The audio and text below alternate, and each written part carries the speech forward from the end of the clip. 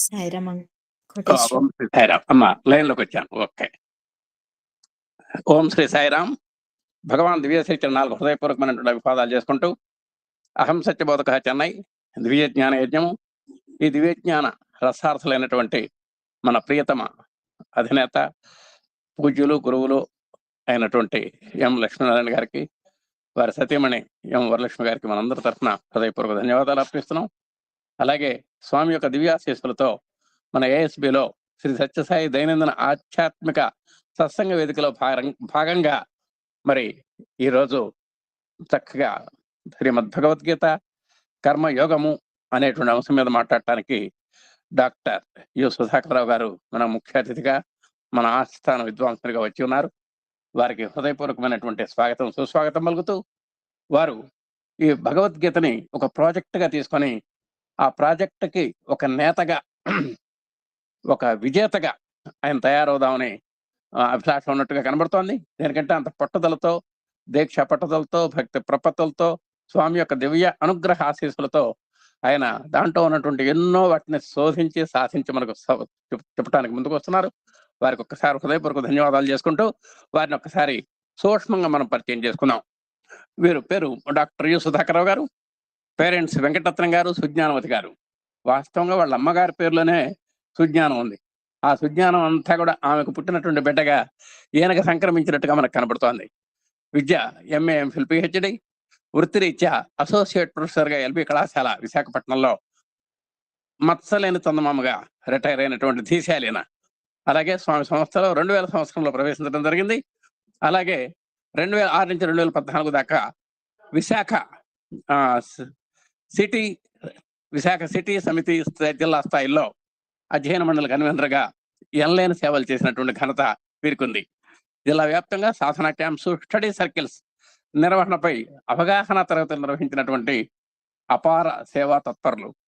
అలాగే రాష్ట్ర స్థాయి ఆధ్యాత్మిక ఫ్యాకల్టీగా ఎన్నో జిల్లాలు తిరిగి, విశాఖపట్నమే కాదు పరిసర జిల్లాలకు కూడా తిరిగి మన ఆనాడు అంజనేయ గారికి, బాలమనోహరరావు గారికి మంచి తోడు నీడగా ఉన్నటువంటి ఒక ఫ్యాకల్టీగా ఆయన పేరు పొందారు.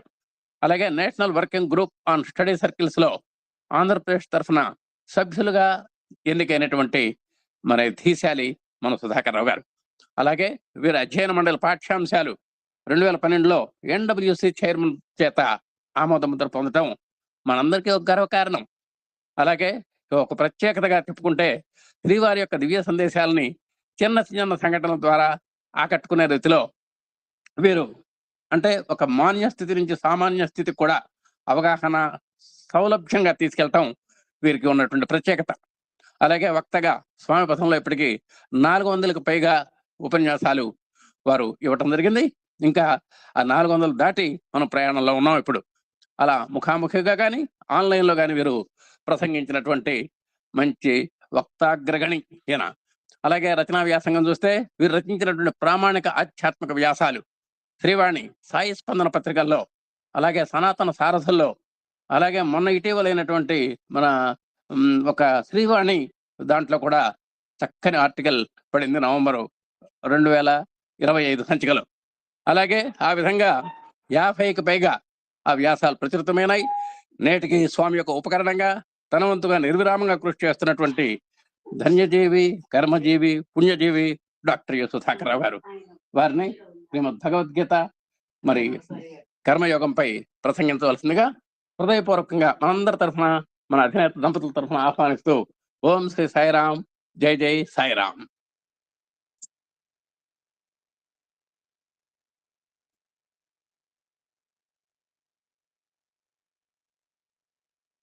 ఓం శ్రీ సాయిరామ్.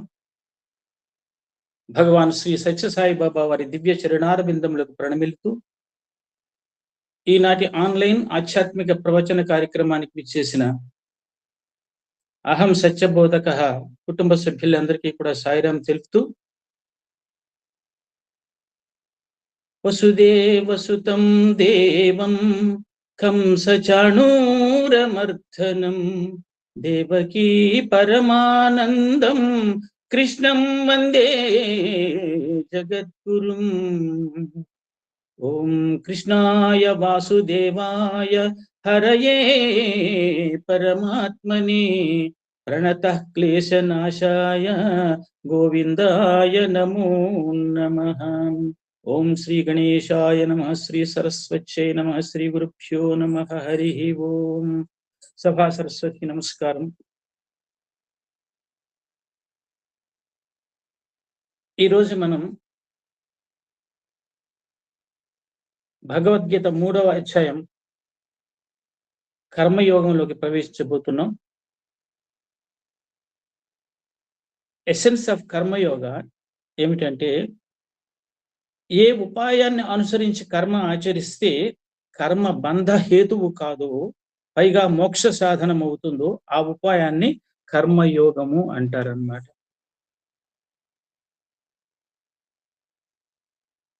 ఇది గీతలోని 3వ అధ్యాయంలోని సారభూతమైన విషయం. అది అంటే కర్మ మనుషుడు ఎందుకు ఆచరించాలి, ఏవి ఆచరించినచో కలుగు, ఏమి ఆచరిస్తే కలిగే అపకారం ఏది, ఏది ఆచరించినచో కలుగు మేలేదియో మనకి తెలియజేస్తుంది కర్మయోగం. ఏ కర్మ బంధమును కలిగించునో, ఏ కర్మ ముక్తికి దారి తీయునో, ఈ ప్రకారముగా కర్మకు సంబంధించిన వివిధ విషయములు విపులముగా కర్మయోగం అనబడే ఈ అధ్యాయములో మనం చర్చించబోతున్నాం అన్నమాట. సింపుల్ గా చెప్పాలంటే karma yoga is acting with the attitude of giving, not taking. అది బాగా గుర్తుపెట్టుకోవాలి మనం. అయితే ముందు కర్మయోగంలోకి ప్రవేశించే ముందు ఒక్కసారి గీత ప్రత్యేకత చెప్దాం. ఇది ఒక ప్రత్యేక మత గ్రంథము కాదు. ఈ మధ్యన దీని పాపులారిటీ విపరీతంగా పెరిగిపోతుంది అనమాట. సార్వత్రిక గ్రంథం అంటే ఇది యూనివర్సల్ స్క్రిప్చర్ అనమాట. It is not a religious scripture అని గుర్తుపెట్టుకోవాలి. ఎత్ర గీతా విచారస్య పఠనం పాఠనం శృతం తత్రాహం నిశ్చితం పృథ్వీ నివసామి సదైవహి. అంటే గీత యొక్క జ్ఞానాన్ని, ఇప్పుడు మనం చేసేది అదే, గీత యొక్క జ్ఞానాన్ని చర్చించిన, అధ్యయనం చేసిన మరియు బోధించిన చోట నేను రాధతో నివసిస్తాను. అంటే చర్చించిన చోట, అధ్యయనం చేసిన చోట, బోధించిన చోట గీతాచార్యుడు రాధతో నివసిస్తాడట. అంటే గోవిందుని ముఖారవింద సంజనితమైన గీత ఒక వ్యక్తిత్వ నిర్మాణానికే కాదు, మానవ జాతి నిర్మాణానికే పునాది ఇది. ఇది కేవలం హైందవ జాతికే కాదు, విశ్వ మానవ కళ్యాణానికి నిర్దేశించబడిన ఒక మహోన్నత గ్రంథరాజ్యం అని మనం తెలుసుకోవాలి. కాబట్టి గీత చదివితే మనకి ఏమవుతుందంటే సందేహం నుంచి సమాధానం వరకు మనం ప్రయాణం చేస్తాం. అలాగే Gita is not a doctrine of ఆదేశ, ఇట్ ఈస్ ఉపదేశ. ఇది ఆదేశాలు కాదు, మనకు ఉపదేశాలు ఇస్తుంది అనమాట మనకి. ఈ విధంగా మనం చెప్తూ పోతుంటే సత్యసాయి పద్య సూక్తులు ఒక విషయం మనం ఇక్కడ సందర్భానుసారంగా మనం తెలుసుకోవాలి. ఒకటి, అవతరించుట ఎనుటలో అర్థమేమి, నరులపై ప్రీతి వాత్సల్య పరతతోడ, వారి స్థాయికి దైవము వచ్చుభూవికి జీవ ప్రజ్ఞతో పాటుగా దైవ ప్రజ్ఞ. ఎంతో అర్థవంతమైన పద్యం స్వామిది. అంటే భగవంతుడు మన కోసం అవతరించినప్పుడు భక్తులుగా మన కర్తవ్యం ఏమిటి? ఉదాహరణ ఏంటంటే స్వామి ఒక సందర్భంలో చెప్తారు, ఒక గుంటలో ఒకడు పడిపోయాడు అనుకోండి, ఆ పైన వాడు ఏం చేస్తాడంటే గుంటలో పడిపోయిన వాడిని రక్షించడానికి క్రిందకు దిగి, అంటే పైనుంచి ఎక్కడో ఉన్నవాడు కిందకు దిగి గుంటలో ఉన్నవానికి చెయ్యి అందిస్తాడు. అప్పుడు కింద ఉన్నవాడు ఏం చేయాలి? చేతులు కట్టుకుని కూర్చోకూడదు. అలాగే నన్ను పైకి లాగమని అంటే కూడా కుదరదు. కాబట్టి క్రిందన్నవాడు పైవాడికి చేతిని అందించాలి. అప్పుడు పైన ఉన్నవాడు పైకి లాగుతాడు అనమాట. లేదంటే వాడి గతి అధోగతి. ఇక్కడ మనం తెలుసుకోవాల్సింది ఏంటంటే, ఈ మధ్యన కూడా శ్రీ ఎమ్మెల్యే గారు ఒక బ్రహ్మాండమైన ఆర్టికల్ లాంటిదే పెట్టారు. దాంట్లో నేను చదివాను. 46 పాయింట్లు ఉన్నాయి. గీత ఎందుకు చదవాలి అనేది 46 పాయింట్లు. మీరేమన్నా దాన్ని ఎరేజ్ అయిపోతే చెప్పండి, నేను పంపిస్తాను సార్కి. 46 పాయింట్లు, అద్భుతమైన పాయింట్లు. చదివితే గీత ఎందుకు చదవాలి, అసలు గీత చదివితే మన జీవితం ఎలా తయారవుతుంది, ఏ సందర్భాల్లో చదవాలి మనం అనేది గీత 46 పాయింట్లు ఖచ్చితంగా. అవి పెయిర్స్ అన్నమాట. అంటే చూసుకుంటే 23 పెయిర్స్ అన్నమాట. అవి సుఖములు, దుఃఖములు, కష్టములు, నష్టములు, ఇలాగ మళ్ళీ ఒకసారి మీరు చదవండి. గీత యొక్క మహత్యం మీకు బాగా తెలుస్తుంది అనమాట. కాబట్టి ఈ విధంగానే పైనున్న వాడు కింద గుంటలో ఉన్నవాడిని లాగడానికి ప్రయత్నించినట్లుగానే భగవంతుడు క్రిందకు అవతరించినప్పుడు ఎవరి ఉద్ధరణ కోసం భగవానుడు అవతరిస్తున్నాడు అంటే, మరి క్రిందనున్న వాడి కర్తవ్యం ఏమిటి? భగవంతుడు పైనుంచి క్రిందకి దిగుతున్నాడు మనకి. ఎందుకు? God డిసెండ్స్ to ascend the man. భగవంతుడు కిందకి దిగి మనల్ని పైకి తీసుకెళ్ళడానికి, తన స్థాయికి తీసుకెళ్ళడానికి భగవంతుడు దిగుతున్నాడు. అయితే మనం కిందనున్న వాళ్ళ మన కర్తవ్యం ఏమిటి అంటే, స్వామి మన కోసం ఒక మెట్టు దిగినప్పుడు మనం కూడా ఒక మెట్టు పైకి ఎక్కాలి. అంటే ప్రయత్నించాలి. అంటే దాని అర్థం ఏమిటి? సంక్షిప్తంగా చెప్పాలంటే, భగవంతుడు మన రక్షణ కోసం ఏ మార్గాన్ని ఉపదేశిస్తున్నాడో దానిని మనం ఆచరణలో పెట్టాలి. అంతేగాని పారాయణ చేయడం కాదు, ఆచరణలో పెట్టాలి. పఠించడం కాదు, పాటించాలి. కాబట్టి ఇదే పైకెక్కడం అంటే. అంటే మనం ప్రయత్నించాలి అంటే దాని అర్థం ఏమిటి? భగవంతుడు మన ఉద్ధరణ కోసం ఎన్నో సందేశాలు, ఎన్నో మార్గాలను ఉపదేశిస్తున్నాడు. అవన్నిటిని ఆచరణ చేయడం. ఇది పైకెక్కడం అంటే. ఇదేమీ పట్టించుకోకుండా ఇష్టమైన వృత్తులని నేను నడుచుకుంటాను అనుకుంటే ఎప్పటికీ ఈ గోతి నుండి అనగా భవసాగరం నుండి మనం బయటపడడం సాధ్యము కాదు. కాబట్టి కర్మయోగంలో 3వ అధ్యాయం మొత్తం గీతలో ప్రధానమైన అంగాలు ఏమిటంటే కర్మయోగము, భక్తి యోగము, జ్ఞాన యోగము. ఇవాళ మన కర్మయోగం గురించి తెలుసుకోబోతున్నాం కొంతవరకు. మోక్షానికి 3 మార్గాలు ఉన్నాయండి. అవే కర్మయోగము, భక్తి యోగము, జ్ఞాన యోగము. మోక్షానికి 3 మార్గాలు ఉన్నాయన్నమాట. అదే మన కర్మ షట్కము, భక్తి షట్కము, జ్ఞాన షట్కం అని 3 6 18 అధ్యాయాలు. అయితే ఇక్కడ ఈ మోక్షం అనే విహంగానికి 2 రెక్కలు, ఒక తోక ఉంటాయి. ఆ 2 రెక్కలు ఏంటంటే కర్మయోగము, జ్ఞాన యోగము 2 రెక్కలు. ఇప్పుడు మనకి 2 చేతులు, 2 కాళ్ళు ఉన్నాయి. 2 చేతులు ఉన్నంత మాత్రాన పనులన్నీ చక్కబెట్టలేము మనం. 2 కాళ్ళు కూడా మనం ఎక్కడ కావాలంటే అక్కడ వెళ్ళడానికి కాళ్ళు కూడా ఉండాలి. కాబట్టి కర్మయోగము, జ్ఞాన యోగము 2 మోక్ష విహంగానికి 2 అటు ఇటు లెఫ్ట్ అండ్ రైట్ వింగ్స్ అయితే, భక్తి యోగం ఏంటంటే తోక అన్నమాట. ఏ పక్షి అయినా సరే, రెక్కలు ఉన్నా సరే తోక లేనిదే సరిగ్గా పైకి ఎగరలేదన్నమాట. కాబట్టి ఈ కర్మయోగము, భక్తి యోగము, జ్ఞాన యోగం అనేది మోక్ష మార్గాలు, 3 మోక్ష మార్గాలు. కాబట్టి ఈ విధంగా మనం కర్మయోగము గాని, జ్ఞాన యోగము గాని, భక్తి యోగము లేకపోతే పరిపూర్ణం కాదు. అంటే జ్ఞానం మరియు కర్మ పరిపూర్ణం కావాలంటే భక్తి అనేది ఒక ఔషధం లాంటిది అనమాట. ఇది ఈ విధంగా మనం ముందుకు పోతే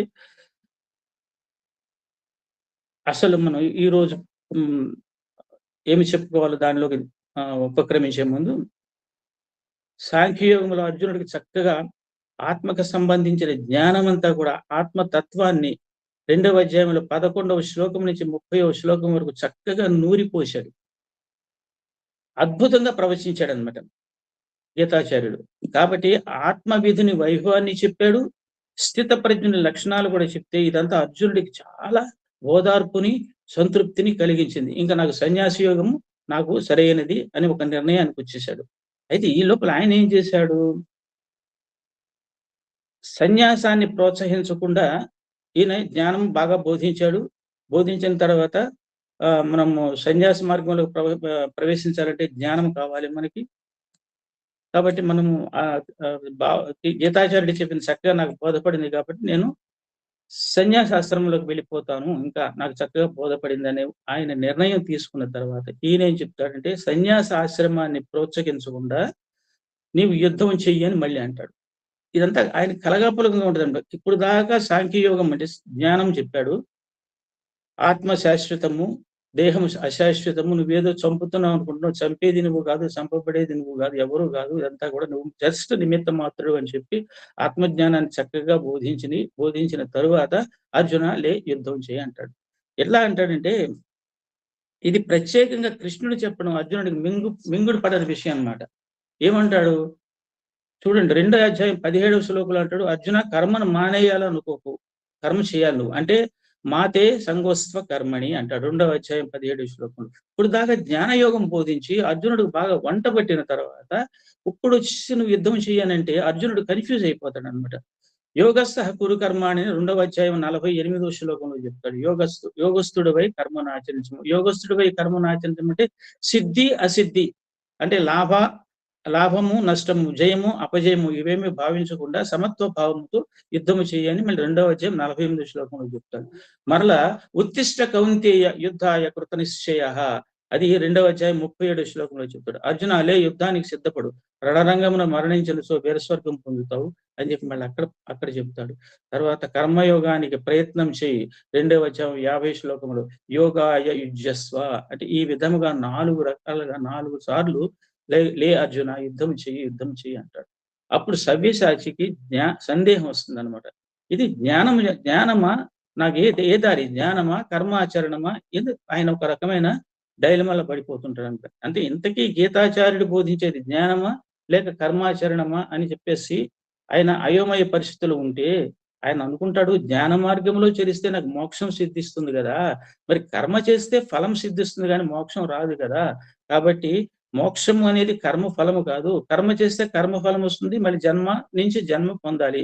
అదే మన మోక్ష మార్గంలో పయనిస్తే, మోక్ష సాధన మనం చేస్తే ఏమవుతుంది, మనకి ఫలం రాదు కానీ మనం మోక్ష మార్గంలోకి వెళ్ళిపోతాము, జన్మరాహిత్యం పొందుతాము అని చెప్పేసి ఇతను అనుకుంటాడు. అంటే రాజమార్గం లాగా జ్ఞానం ఉండగా మోక్షాన్ని ప్రసాదించలేని కర్మాచరణ వైపు నువ్వు నన్ను ఎందుకు మళ్ళిస్తున్నావు బావా అనేది అర్జునుడి సందేహం. ఈ సందేహం అతన్ని కలవర పెడుతుందన్నమాట. పెడుతుంటే 1-2 శ్లోకాల్లో కూడా ఇదే ఉంటుందన్నమాట.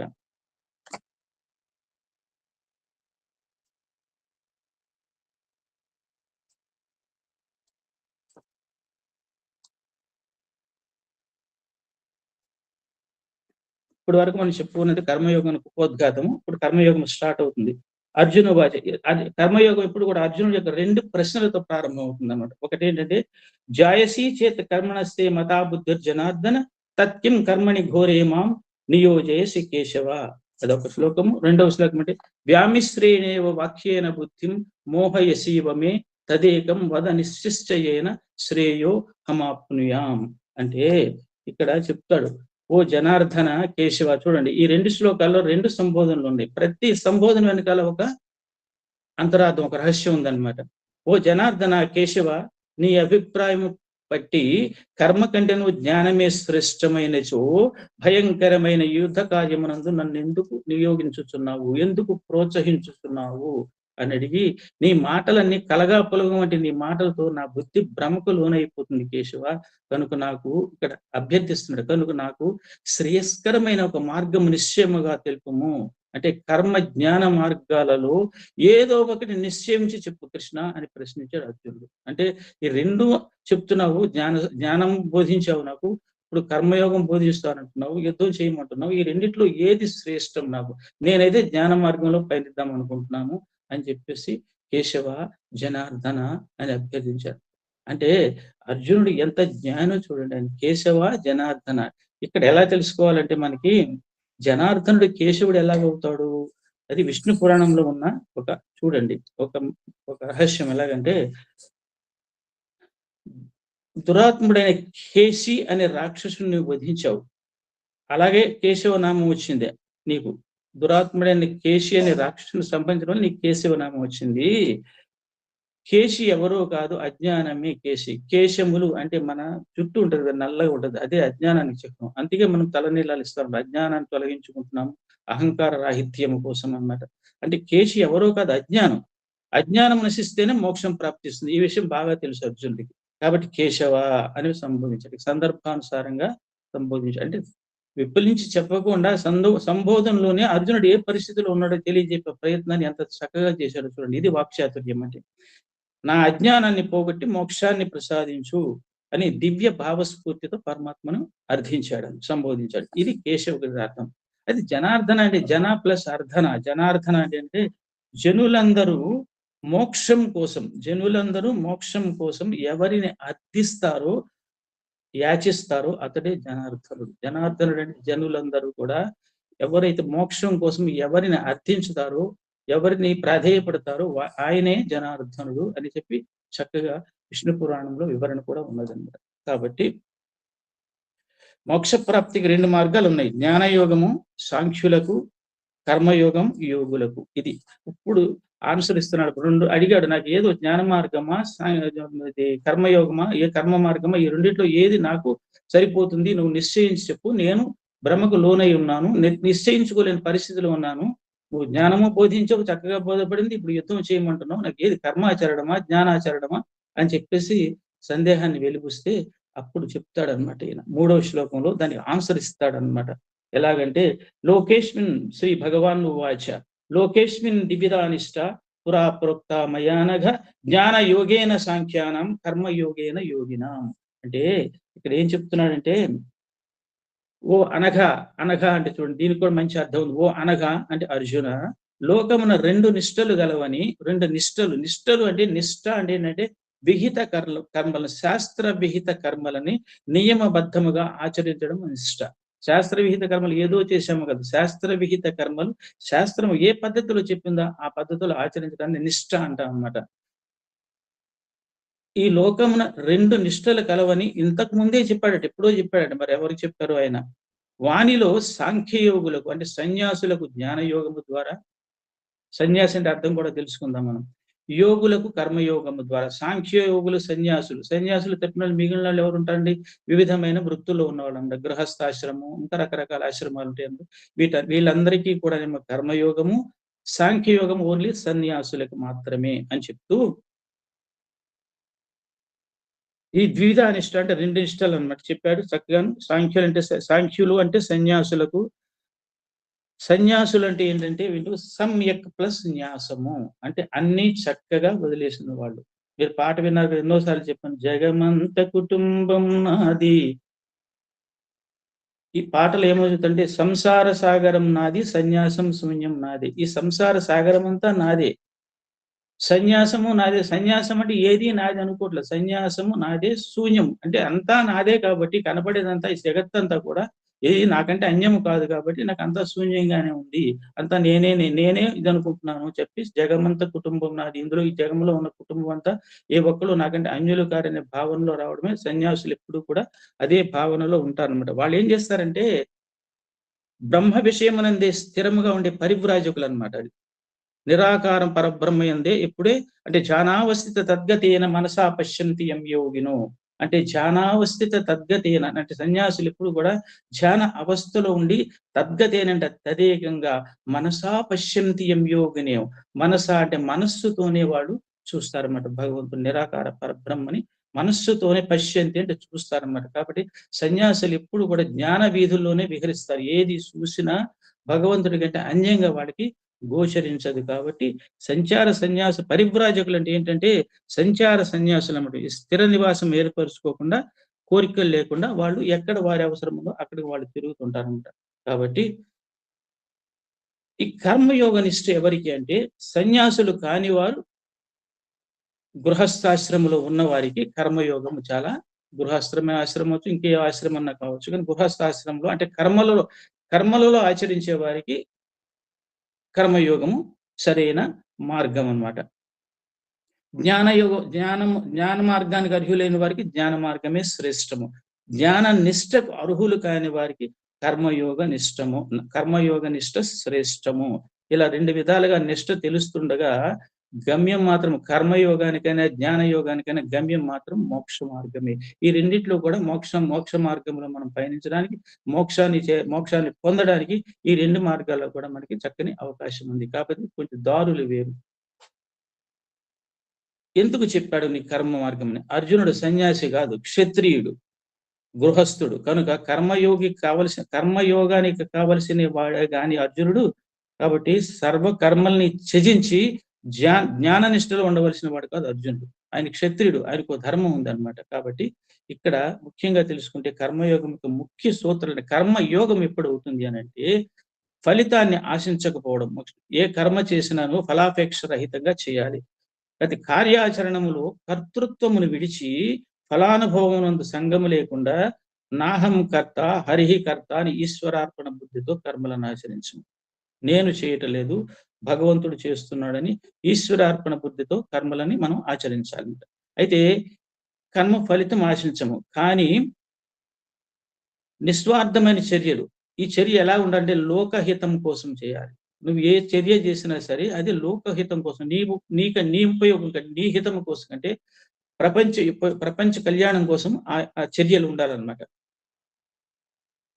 ఇక కర్తవ్య నిష్ట అంటే ముందు ఏంటంటే ఫలాపేక్ష రహితంగా చేయాలి, నిస్వార్థంగా చేయాలి. మూడే ముఖ్యమైన సూత్రాలు కర్మయోగానికి. మూడోది ఏంటంటే కర్తవ్యనిష్ట. ఏ పని చేయాలన్నా డెక్స్టరిటీ ఉండాలి, నైపుణ్యం ఉండాలన్నమాట. నేనేదో చేసేస్తానని అందులో కలబడి అస్తవ్యస్తంగా చేయకూడదు. దాని మీద సరైన అవగాహన ఉండాలి. నైపుణ్యాన్ని పెంపొందించుకున్న తర్వాతే నువ్వు ఆ కార్యక్రమానికి ఉపక్రమిస్తే అది లోక కళ్యాణకారకం అవుతుందన్నమాట. అంతేగాని ఫలాపేక్ష రహితముగాను, నిస్వార్థమైన చర్యలుగాను, అంటే లోకహితం కోసం, అలాగే కర్తవ్యనిష్ట. ఆ పనిలో నీకు చక్కని నైపుణ్యం ఉండాలి. ఈ 3 కూడా ముఖ్యమైన సూత్రాలు. ఆఖరిది ఏంటంటే అహంకారాన్ని జయించడం. నేను చేస్తున్నాను. కర్తృత్వ, భోక్తృత్వ భావనలు మనకు ఉండకూడదు. కర్తృత్వ, భోక్తృత్వ భావనలతో పాటు ఇంకో చెప్తారు స్వామి. కర్తృత్వ, భోక్తృత్వ భావనలో కూడా ఇది నేను చేస్తున్నాను, నేను ఇది అనుభవించాలి ఫలాన్ని లేకుండా ఇలా జరగాలని నువ్వు ఎప్పుడు నిర్ణయించుకోవడం. నువ్వు చేయండి. ఈ 3 క్వాలిటీస్‌తో చేస్తే కర్మ అది సక్రమంగా ఆటోమేటిక్‌గా సక్రమంగా అవుతుంది.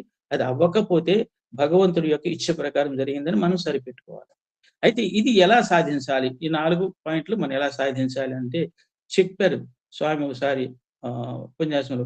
రోజువారీ కార్యక్రమాల్లో నువ్వు ప్రారంభించొచ్చు. చూడండి, మనం ఎలా ఉంటామంటే ఒక నాట్యగత్తె గాని, తర్వాత స్టేజ్ ఎక్కినప్పుడు నమస్కారం చేసుకుంటుంది స్టేజ్‌కి. అలాగే ఒక బార్బర్ ఉన్నాడనుకోండి, వాడి పనిముట్లకి నమస్కారం చేసుకుంటాడు. ఒక డ్రైవర్ ఎక్కేటప్పుడు స్టీరింగ్‌కి నమస్కారం చేసుకుంటాడు. ఇలా చేయడం వల్ల ఏమవుతుందంటే, రోజువారీ చర్యలు అలా చేయడం వల్ల వాడి కర్మయోగానికి చక్కని పునాది వేసుకున్నవాడు అవుతాడనమాట. కాబట్టి ఫలితం ఆశించి చేశామనుకోండి, అది ఏమవుతుంది, కేవలం కర్మ అయిపోతుంది. అదే కర్మ మోక్షాన్ని ఆశించి, ఫలితాన్ని ఆశిస్తే అది కర్మ అవుతుంది. తర్వాత అది కర్మ కూడా అవుతుంది. కావవుతుందనమాట. అదే కర్మ మోక్షాన్ని ఆశించి చేస్తే అది కర్మయోగం అవుతుంది. అంటే ఫలాపేక్ష రహితంగా చేసినప్పుడు అది కర్మయోగం అవుతుంది. కర్మ వేరు, కర్మయోగం వేరు. ఈ విధంగా మనం చెప్పుకుంటూ పోతుంటే, ఇప్పుడు అనఘ అంటే ఏంటంటే పాపరహితుడా. అనఘ అంటే పాపరహితుడా అని చెప్పి, పాపరహితుడని అర్థం. అంటే అర్జునుడి జీవితంలో మీరు చూసుకుంటే, ఎందుకు అర్జునుడు శిష్యుడిగా ఎన్నుకున్నాడు? ధర్మరాజు లేడా? ధర్మాత్ముడు లేడా? మిగిలిన వాళ్ళు లేరా? కానీ ఎందుకు అర్జునుడిని ఎన్నుకున్నాడంటే, అర్జునుడి కంటే పాపరహితుడు ఇంకెవరూ లేరన్నమాట. ఆయనకి ఏంటంటే పూర్వతాపం ఉంటది ఆయనకి. అంటే ఏ పనైనా చేసే ముందు, ఇందాక నైపుణ్యం అనుకున్నాం కదా! ఏ పనైనా చేసే ముందు దాని యొక్క advantages, disadvantages, pros and cons చూసి ప్రొసీడ్ అయ్యే మనస్తత్వం అర్జునుడిది. అయిపోయిన తర్వాత బాధపడే తత్వం ధర్మరాజుది. కాబట్టి పాపరహితుడా అని ఎందుకన్నాడంటే, అతనిలో కళంకం అనేది కాగడా పెట్టి వెతికినా కనపడదు. ధర్మమే ఊపిరిగా భావించి జీవించిన పవిత్రాత్ముడు అర్జునుడు. అందుచేతనే గీతా శ్రవణానికి అర్హుడయ్యాడు. కాబట్టి ఆయనకి పూర్వతాపం ఉంది. అదే ఆ దేవదేవుడే. చూడండి, అర్జునుడు వింటున్నాడు, శిష్యుడు స్థానంలో ఉండి, దేవదేవుడే ఆచార్యుడి స్థానంలో ఉన్నాడు. కాబట్టి ఒకప్పుడు అర్జునుడితో అంటాడు, you are my devotee and friend అంటాడు. చాలా చక్కగా అర్థం చేసుకోవాలి. You are my devotee, friend. 2 ఎందుకనాలి? 2 పదాలు ఎందుకు? డివోటీ అంటే భక్తి శ్రద్ధలతో ఉంటావు. ఫ్రెండ్ అంటే ఒక్కొక్కసారి ఫ్రెండ్‌గా ఉంటూ మనం ఏంటంటే, ఫ్రెండ్‌గా ఉంటూ ఒక్కోసారి హద్దులు అతిక్రమించి చనువు తీసుకోవచ్చు. అందు గురించి నువ్వు ఫ్రెండ్‌వే, కానీ అట్ ది సేమ్ టైమ్ డివోటీవి. అంటే భగవంతుడి దగ్గర భక్తులు ఎలా ఉండాలో నువ్వు తెలుసుకోవాలి. కాబట్టి you are my friend and devotee అన్నారన్నమాట. కాబట్టి ఉత్తరని అభిమన్యుడికి కోడలుగా చేసుకున్నప్పుడు అదేదో మన అది అది గోగ్రహణములో ఆవుల్ని జయించి తెచ్చి కౌరవుల చేతిలో నుంచి తీసుకొచ్చి విరాటుడికి అప్పచెప్పినప్పుడు విరాటుడు అనుకుంటాడు, నాకు సరైన సమయంలో చక్కని విజయం సాధించావు అర్జున అని.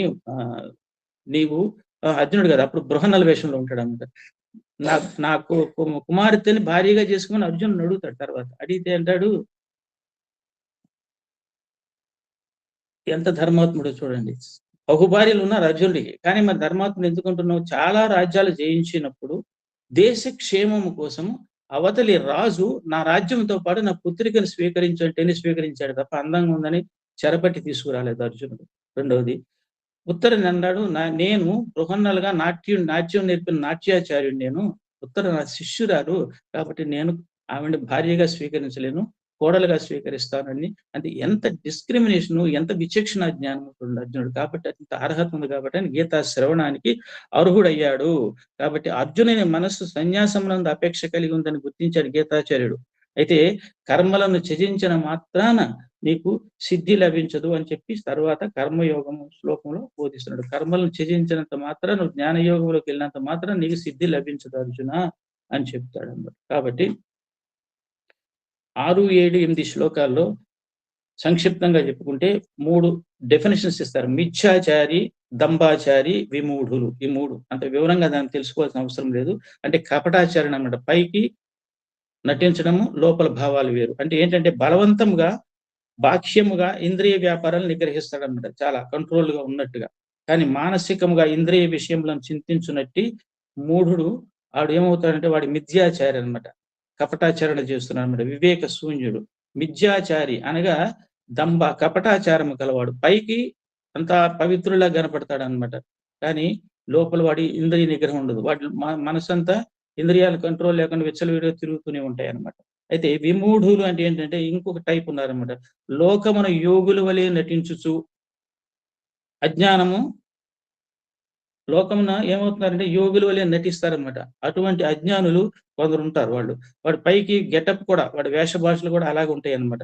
కాబట్టి ప్రపంచమును వంచుట కొరకు ఇంద్రియములను అణిచిపెట్టి వారు ఒక చోట కూర్చున్నను మనస్సు వాసనామయమై ఉండటచే అది త్రిలోకములందు సంచరించుచుండును. కాబట్టి అటువంటి వాడు ఏమవుతాడంటే ఈ విమూఢులు ఏమవుతారంటే కపట యోగులు వీళ్ళు ఏమవుతారంటే అటు ప్రపంచ సుఖానికి అటు దైవ సుఖానికి రెండింటికి చెడిపోయిన రేవడైపోతాడన్నమాట. కాబట్టి ఈ 2 రకాలు కూడా చూస్తే నేను టైమ్స్ ఆఫ్ ఇండియాలో ఒక చక్కని డెఫినిషన్ సన్యాసికి సన్యాసి అంటే ఎవరు? ఎలా ఉండాలి? జ్ఞాని అంటే ఎలా ఉండాలి? అనేది ఒక చిన్న చూడండి. ఎస్థెటిసిజం అంటారు దీన్ని ఇంగ్లీష్‌లో. ఎస్థెటిసిజం డజంట్ లై ఇన్ ఎస్థెటిక్ రూప్స్. కాషాయ వేషాలు వేసినంత మాత్రాన వాడు సన్యాసి కాదు. ఇన్ ఏ వాకింగ్ స్టాఫ్ అంటే దండం పట్టుకుంటాడు కదా. త్రిదండము, ఏకదండి, త్రిదండి, బహుదండి ఏముంటారు కదా, ద్విదండి ఉంటారు కదా వాళ్ళు. వాకింగ్ స్టాఫ్ పట్టుకున్నంత మాత్రాన వాడు జ్ఞాని సన్యాసి కాదు. ఆర్ ఇన్ యాషెస్ విభూది పట్టీలు పెట్టినంత మాత్రాన వాడు సన్యాసి కాదు. Aestheticism doesn't lie in the earring. Earrings కుండలలో ధరిస్తారు కొంతమంది. Or in the shaven head చక్కగా గుండు కొట్టేస్తారనమాట. అంటే నువ్వు కాషాయ వస్త్రాలు వేసినంత మాత్రాన, దండం పట్టు తిరిగినంత మాత్రాన, విభూది పట్టీలు పెట్టినంత మాత్రాన సన్యాసము కాదు. కుండలలో ధరించినంత మాత్రాన షేవెన్ హెడ్ అంటే నీకు తల గుండె అవుతుంది కానీ తలపులు బూళ్ళు అవ్వట్లేదు కదా. కాబట్టి నా డజంట్ లై ఇన్ బ్లోయింగ్ కాంచి శంఖం ఊదడం వల్ల ఇన్ని వేషాలు వేసినా ఇదంతా కపట యోగి అని వేషాలను వేసినా సరే వాడు సన్యాసి కాదు. కానీ సన్యాసి ఎవడయ్యా అంటే aestheticism lies in the remaining pure amidst impurities. అంటే ఇంప్యూరిటీస్ మధ్యన కూడా ప్యూరిటీని మెయింటైన్ చేయగలిగిన వాడే. అంటే అశుద్ధమైన వాతావరణంలో కూడా, అపరిశుభ్రమైన వాతావరణంలో కూడా వాడు పరిశుభ్రంగా ఉండగలిగిన వాడే సన్యాసి అని ఇంత చక్కని డెఫినేషన్ అనమాట. Aestheticism lies in remaining pure amidst impurities అన్నమాట. ఈ విధంగా సన్యాసి డెఫినేషన్ ఉందన్నమాట. ఈ మిథ్యాచారి, డంబాచారి, కపటాచారి, కపట యోగులు ఇవన్నీ కూడా ఏంటంటే ఆధ్యాత్మిక సంస్థల్లో ఈ ఈ మిథ్యాచారము, కపట యోగిలాగా, విమూఢుల్లాగా మనం ఉండకూడదు, నటించకూడదు అనేది కూడా మనం తెలుసుకోవాలన్నమాట. ఈ విధంగా తెలిసిన తర్వాత 9వ శ్లోకంలోకి మనం వెళితే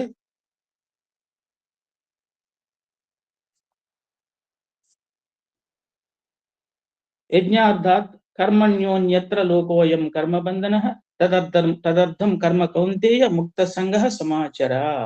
అది అంటే ఓ అర్జున, యజ్ఞార్థము చేయబడు కర్మలలో కాక ఇతర కర్మల యందు నిమగ్నులగుట వలన మనుష్యులు కర్మబంధములలో చిక్కుపడుదురు. కనుక నీవు ఆసక్తి రహితుడివై యజ్ఞార్థమే కర్తవ్య కర్మలను ఆచరించుము. అంటే తాత్పర్యం ఏంటంటే మనం ఏదో శ్లోకాలు చదువుతాం, పారాయణలు చేసేస్తాం కానీ వ్యాఖ్యానాలు చదివేసుకుంటాం. ఇప్పుడు నేను చదివింది వ్యాఖ్యానం. ఓ అర్జున, యజ్ఞార్థము చేయబడి కర్మలలో కాక ఇతర కర్మల యందు నిమగ్నులగుట వలన మనుష్యులు కర్మబంధములలో చిక్కుపడుదురు కనుక నీవు ఆసక్తి రహితుడపై యజ్ఞార్థమే కర్తవ్య కర్మలను చక్కగా ఆచరించము. వ్యాఖ్యానం చదువుతాం, నెక్స్ట్ శ్లోకంకి వెళ్ళిపోతాం, పారాయణం అయిపోయింది అనుకుంటాం. ఇది కాదు. అర్థం తెలుసుకుంటే అసలు మనము ఒక రకమైన ఆశ్చర్యానికి లోనవుతాం. ఈ శ్లోకంలో యజ్ఞార్థము అని అంటే ఎంత అర్థం ఉన్నదా అనేది. అయితే యజ్ఞార్థాత్ అంటే ఏంటంటే భగవత్ ప్రీతికరమై లేక లోకహితార్థమైన, అది యజ్ఞకర్మ అంటే.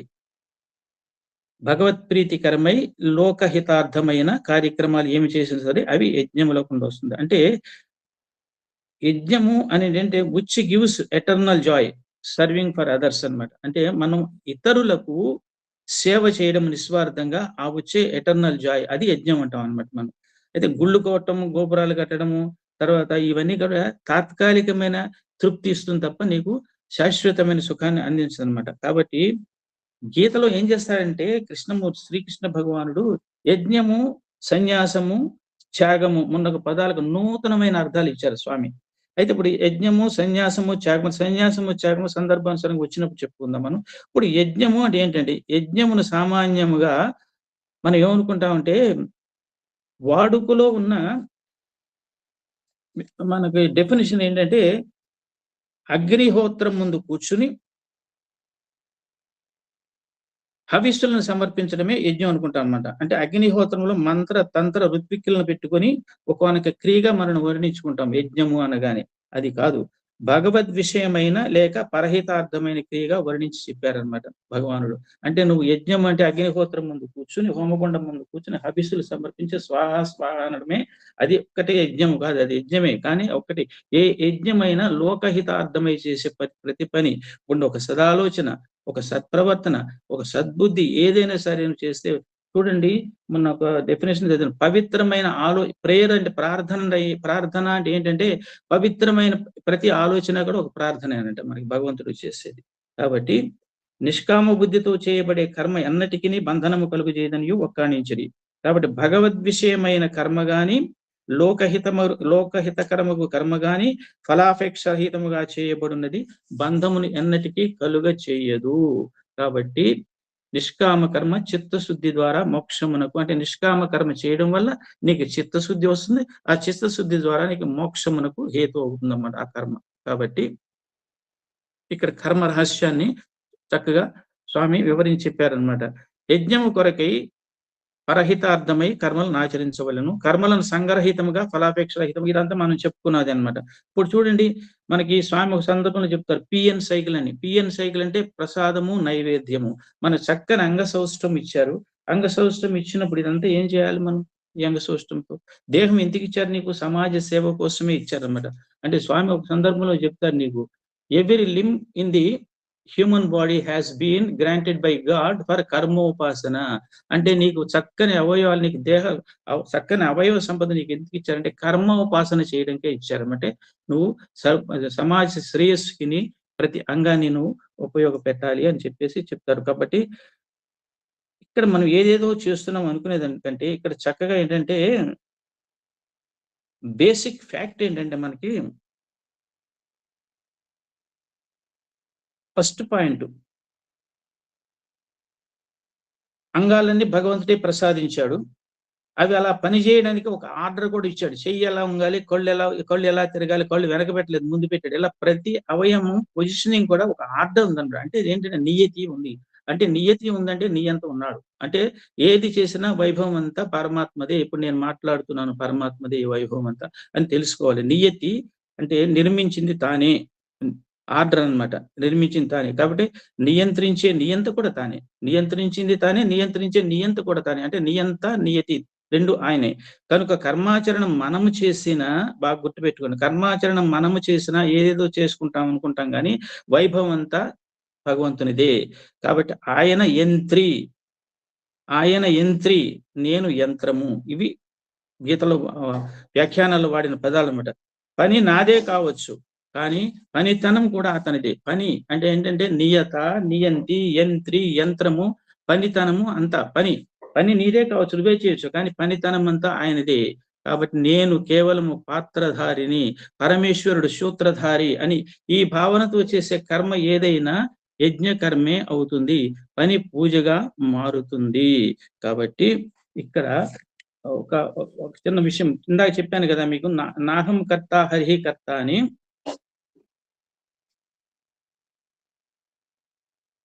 వేదములో ఒక శ్లోకం ఉందన్నమాట. నేను చేస్తున్నాను, నేను కాదు చేసేది, హరి చేస్తున్నాడు అనేది దీనికి ఒక చక్కని మన 85లో జరిగిన తిరుమల తిరుపతి దేవస్థానంలో జరిగిన సంఘటన కూడా చిన్న సంక్షిప్తంగా చెప్పుకుందాం 2 నిమిషాల్లో మనం.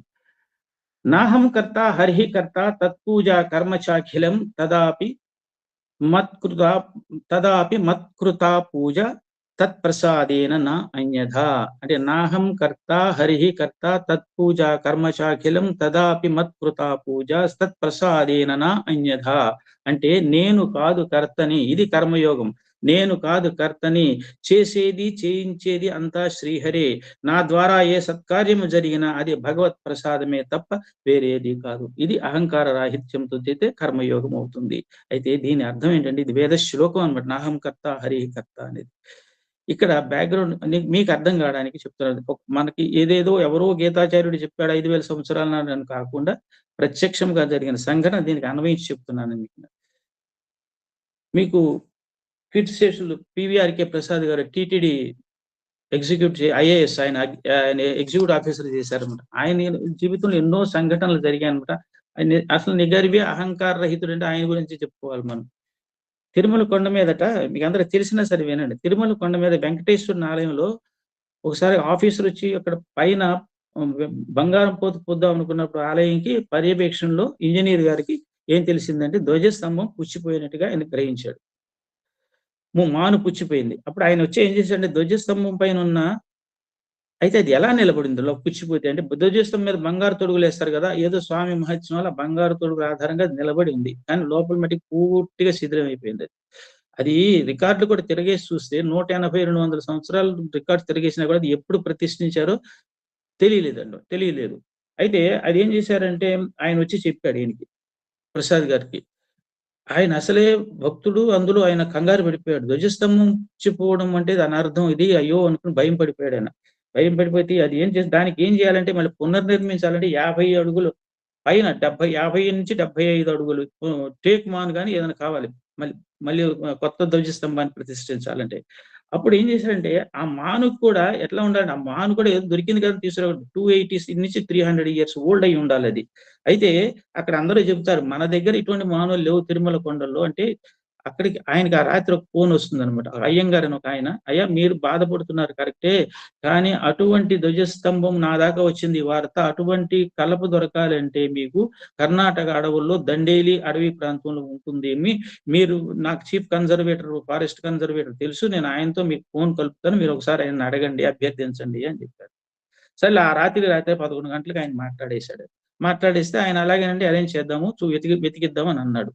ఆ జరిగిన వారం రోజులకి ఏం చేశారంటే గుండూరావు గారు కర్ణాటక చీఫ్ మినిస్టర్, ఆయన ఏం చేశారంటే తిరుమల దర్శనానికి కుటుంబ సమేతంగా వచ్చారన్నమాట.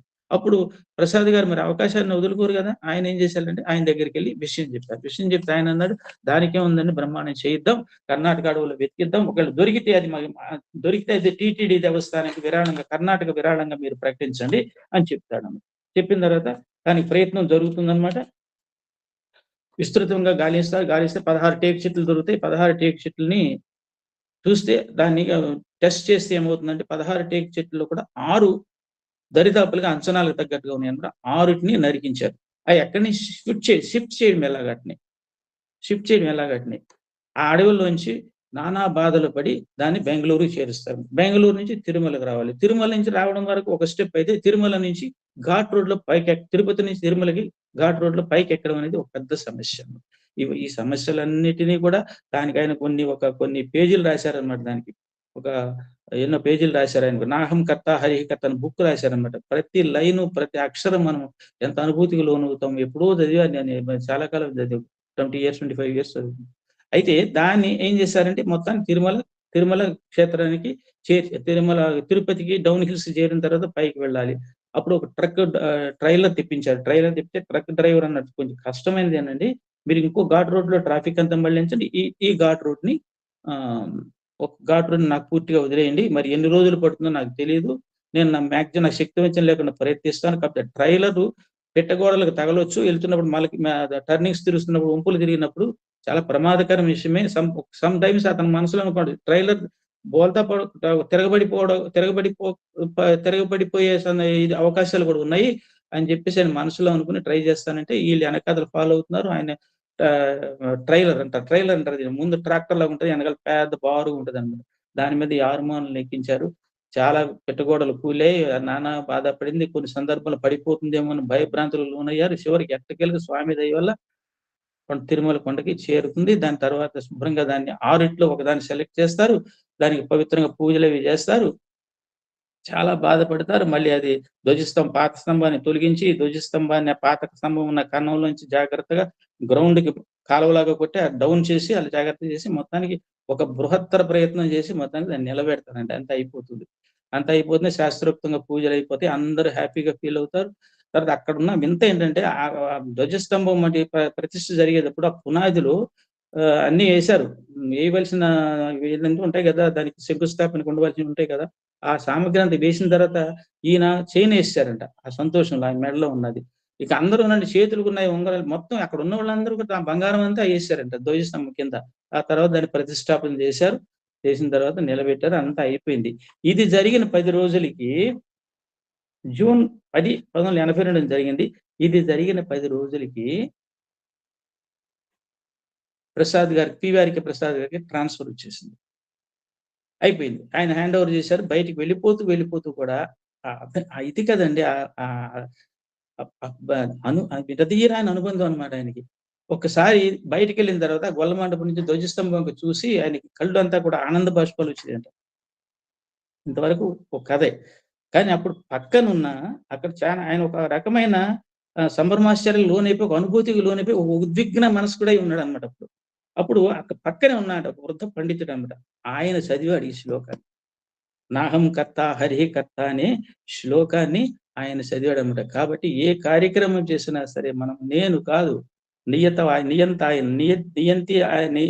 నియంత్రించేది ఆయనే, నియంత ఆయనే, పాత్రధారి నువ్వు, ఆయన సూత్రధారి. ఈ విధముగా ప్రతి విషయము మనం పనితనమంతా ఆయనదే, పని మాత్రమే నాది అనుకుని మనము చేస్తే ఏ కర్మ చేసినా అది యజ్ఞకర్మే. యజ్ఞకర్మ అంటే ఏంటంటే యజ్ఞార్థాత్ అంటే లోకహితము కోసం చేసేది యజ్ఞకర్మ. ఒక సదాలోచన, ఒక సత్ప్రవర్తన, ఒక సత్కర్మ, సద్భావము. చక్కగా 3 సూత్రాలు చెప్తుంది యజుర్వేదంలో. సూనృత వాక్యం అంటే చక్కగా మాట్లాడడం అంట. నువ్వు చక్కగానే వాచిక తపస్సు చేయాలి. మనస్సును తొక్కిపెట్టి బుద్ధిని ఉపయోగించాలి. మనోని నాశనం చేయాలి. అది బుద్ధి. ఇది అంతఃకరణ తపస్సు. వాచిక తపస్సు, అంతఃకరణ తపస్సు. ఈ విధంగా ఏంటంటే మనం చివరిలో ఏంటి యజ్ఞం. యజ్ఞం అంటే ఏ కర్మ చేసినా సరే అది లోకహితం, పరహితార్థమై చేయాలి. అక్కడ నాహం కర్త, హరిః కర్త అనుకుని చేయాలి.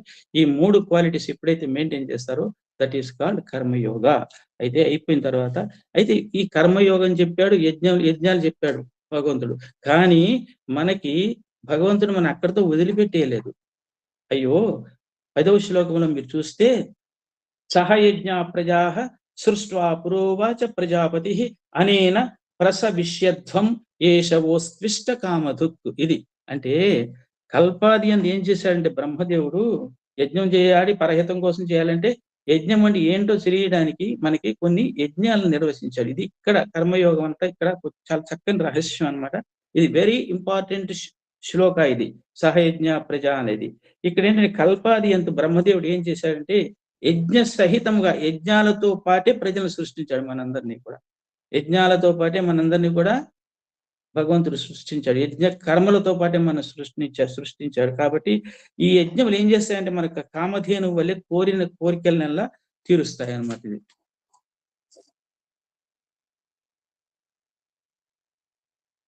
అంటే యజ్ఞము అంటే ఏంటంటే యజ్ఞములు అంటే ఏంటంటే మోక్ష సాధన ఉపాయాల కింద మనం తెలుసుకోవాలి.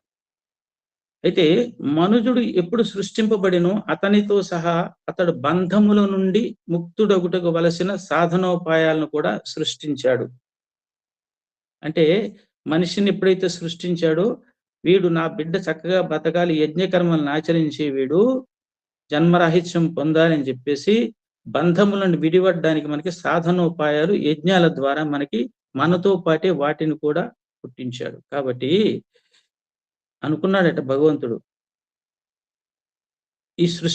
ఈ సృష్టించబడిన ప్రజలు నా చేత సంసార బంధము నుండి జనన మరణ ప్రవాహమును కొట్టుకొనుచు ఇంచుకని శాంతి లేక తల్లడిల్లిపోతారు. కాబట్టి అట్టివారు ఆ సంసార నరక బాధ నుండి తప్పించుకుంటే ఎట్లు అని ఆలోచించి సర్వేశ్వరుడు మొట్టమొదటనే మోక్ష సాధన ఉపాయములైన అనేక యజ్ఞములు కూడా మనకి సృష్టించి ఇచ్చాడు. కాబట్టి యజ్ఞం అనగా ఏంటో మనం తెలుసుకున్నాం అన్నమాట. ఇప్పుడు ధార్మిక గ్రంథాలు ఇప్పుడు మనం చేసేది కూడా అదే కదండి. ఇదొక యజ్ఞం, స్వాధ్యాయ జ్ఞాన యజ్ఞం. ఇది మనం భగవద్గీత పఠనం చేయడం వల్ల, పాటించడం వల్ల మనం ఏమవుతుందంటే స్వాధ్యాయ జ్ఞాన యజ్ఞం చేయడం వల్ల ఋషి రుణం తీర్చుకుంటున్నాం. ఈ పంచసోనాల్లో ఇదొకటి అన్నమాట. అయితే ఈ విధంగా ఏంటంటే యజ్ఞం అంటే ఏంటంటే భగవద్విషయమైనట్టు గాని, పరోపకార సంబంధమైనట్టు గాని, ఆత్మ ధ్యాన సంబంధమైనట్టు గాని క్రియ అని మనం భావించాలన్నమాట. కాబట్టి పరమానంద ప్రాప్తి, దుఃఖరాహిత్యం కావాలంటే మనం ఏం చేయాలంటే యజ్ఞములను, భగవంతుడు ఏ యజ్ఞాలను మనకిచ్చాడో ఆ యజ్ఞాలను మనము ఆచరించాలి. అయితే యజ్ఞములు అంటే ఏంటి తెలుసుకుందాం. యజ్ఞములను ఆచరించడం వల్ల మనకు వచ్చేది ఏంటంటే సంక్షిప్తంగా చెప్పుకుంటే, బ్రహ్మదేవుడు ప్రజలను సృష్టించినప్పుడు వారితో సహా యజ్ఞములను అంటే సత్కార్యములను దైవ కార్యములను సృష్టించారు. వాటి ప్రయోజనం ఏమిటంటే అవి జీవుని ఆధ్యాత్మిక బుద్ధిని, ఆధ్యాత్మిక అభివృద్ధిని, నైతిక అభివృద్ధిని కలుగజేస్తాయి. కామధేను చందమున అతని కోరికలు నెరవేరుస్తాయి. ఇది యజ్ఞాలు సహయజ్ఞాలు అన్నమాట. అయితే సంస్కార యజ్ఞాలు అంటారు వీటిని. ఒక 40 ఉన్నాయంట భగవంతుడు ఇచ్చింది సంస్కార యజ్ఞాలు అంటే జీవులను సంస్కరిస్తాయంట. ఈ యజ్ఞాలు చేయడం వల్ల మనం సంస్కరింపబడతాము. అంటే గర్భాధానము నుంచి అంత్యేష్టి వరకు 40 సంస్కార యజ్ఞాలు ఉన్నాయండి. యజ్ఞము అంటే యజ అనే ధాతువు నుంచి యజ్ఞం పుట్టింది. యజ అంటే దేవతారాధన అన్నమాట. అంటే జీవాత్మను సంస్కరించడానికి 40 సంస్కారాలను శాస్త్రం నిర్దేశించింది అని ఇప్పుడు చెప్పుకున్నాం. అంటే గర్భాధానం నుంచి అంత్యేష్టి వరకు. అయితే ఇందులో ఈ 40 యజ్ఞాల్లో కూడా ప్రతిరోజు చేయవలసినవి కొన్ని ఉన్నాయి, కొన్ని ప్రత్యేక సమయాల్లో చేయవలసినవి కొన్ని ఉన్నాయి. కానీ పంచయజ్ఞాలను ఉంటాయంట. పంచయజ్ఞాలు మనం రోజు చేయాలన్నమాట. సంస్కరించబడ్డం ఏంటంటే వరి ధాన్యము నుంచి బియ్యం తీయడం, పొట్టు ఒలిచి అనమాట, సంస్కరింపబడటం. ఈ యజ్ఞాలు చేయడం వల్ల ఏంటంటే వరి ధాన్యం నుంచి పై పొట్టు తీసేసి గింజను ఎలా చేస్తారో అలాగే సంస్కరింపబడతాం అనమాట మనము. అయితే ఇక్కడ ఏంటంటే యజ్ఞ వ్యాప్తి ఎలా ఉందంటే, ఇక్కడ మనము యజ్ఞములు అంటే మనతో పుట్టే అంటున్నారు కదా. అంటే యజ్ఞములు మనము ఏంటంటే అక్క తమ్ముళ్ళు అంటున్నాం మనం.